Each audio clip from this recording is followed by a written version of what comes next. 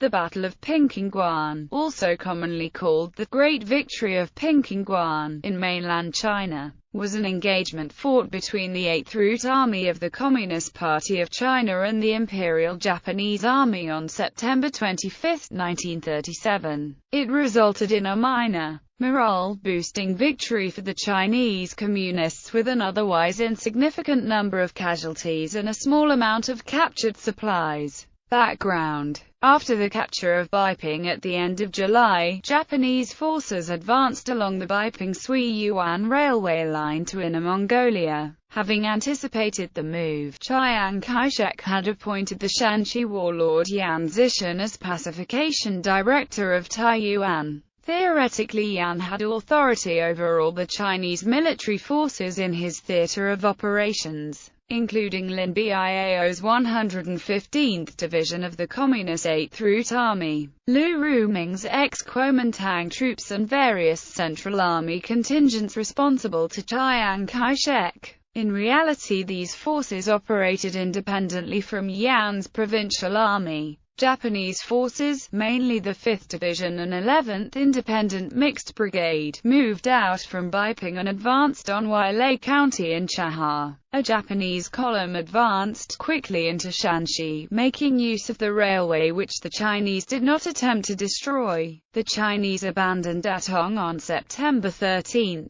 falling back to a line from Yanmenguan on the Great Wall east to the mountain pass of Pingxingguan. Yan Zhishan's troops became more demoralized as the Japanese exerted their air supremacy. The main body of the Japanese 5th Division, under the command of Itagaki Seshiro, advanced from Wailei to invade northeastern Shanxi. Although it had a motorized transport column, its rate of advance was limited by the poor roads. By the time they reached the Shanxi border, Lin Biao's 115th Division, after a forced march from Shaanxi, was in place at Pingxingguan on September 24 to ambush the Japanese army. Battle. The pass of Pingxingguan was a narrow defile worn through the loess, with no exit for several kilometers except the road itself. Lin's division were able to ambush two columns of mainly transportation and supply units and virtually annihilate the trapped Japanese forces.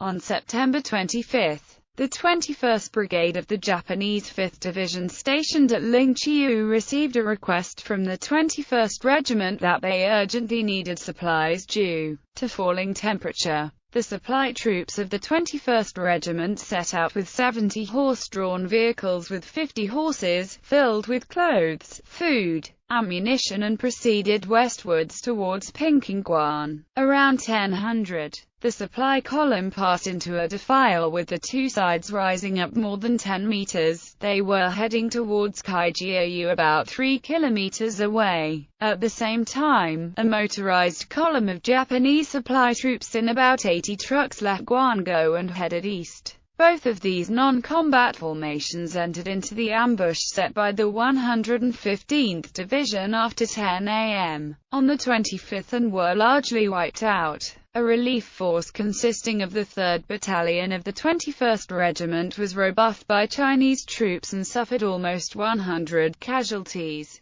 Lin Biao's troops eventually withdrew from the battlefield, allowing the Japanese to finally reach the site of the ambush on September 28.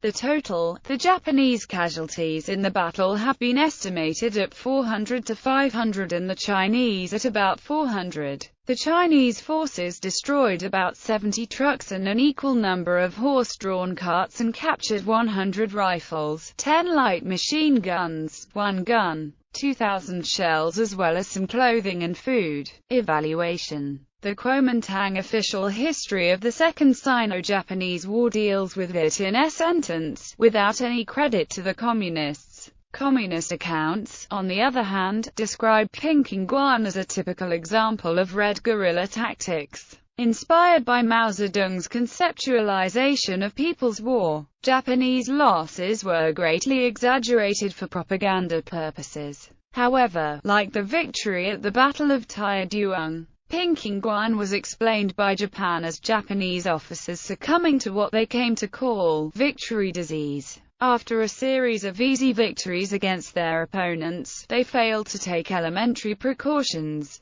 Japanese commanders seldom repeated the operational blunders that had led to Pingxingguan. Nonetheless, the battle gave the Chinese a major boost in morale and credence to the Communists in the eyes of the people. The battle was constantly cited by CPC brass as an example of their commitment to battling the Japanese occupation.